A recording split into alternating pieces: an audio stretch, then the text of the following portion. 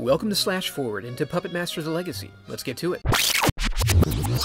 We start back at the Bodega Bay Inn, where a woman in a smoky room is talking about seeking out Toulon's secrets, jerking us back in time to explore the history of the Master. Unfortunately, unlike the prior installments, this story is told almost exclusively through clips from the prior movies. In despoilation of her plans, Toulon's new giant diary spontaneously bursts into flames, requiring her to move on to Phase 2, holding Mr. Hertz at gunpoint and demanding the secrets. Mr. Hertz, we come to find, is Peter from the third movie. Having lived a hard life of escaping from and murdering Nazis, he's not easily intimidated. He acknowledges that he knows the secret, but that's not as easy as just handing it over. You gotta feel it. McLaren tries to help him feel it by pistol whipping the secret out of him. He manages to produce a tape he hopes will be helpful and stretches our credulity as we find it narrating Toulon's story of his own past from the prior movie, in which he was talking to his puppets with no tape recorder anywhere to be seen. The entire prior movie is thusly summarized by presenting an opening and closing shot. Seems about right. Back at the shop, Hertz tries to offer McLean the juice and get her to piss off, but she's extremely experienced in her Puppet Master lore and knows that no one has been able to ascertain the core element of the concoction, so not good enough. To expound on Toulon's struggle as well, we visit some old favorites and spend quite a bit of time within the third movie.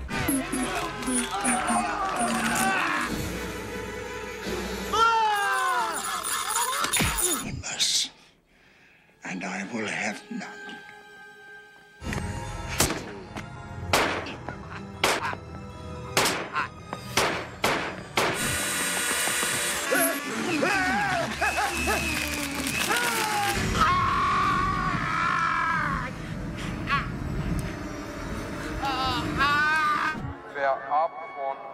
Afterward, Hertz attempts to sidetrack her by giving a bum account of how he came to find Toulon in the US, and suggest how she may be able to find him as well. In retaliation for his liar's tongue, she shoots him without warning, and informs him of her awareness of his suicide. She questions his explanation of Toulon's motives and tender heart, pointing out the malevolence of the puppets. And they all died screaming.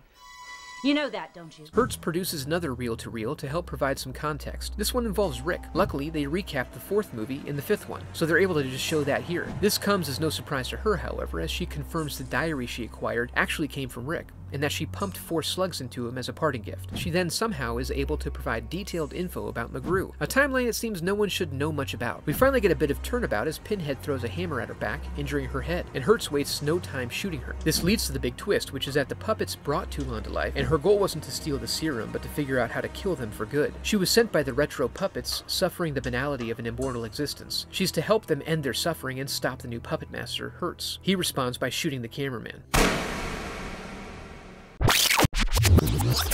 And that's the end of Puppet Master the Clip Show. We're now one film away from completing the initial genealogy. I hope you enjoyed the video, and thanks for watching.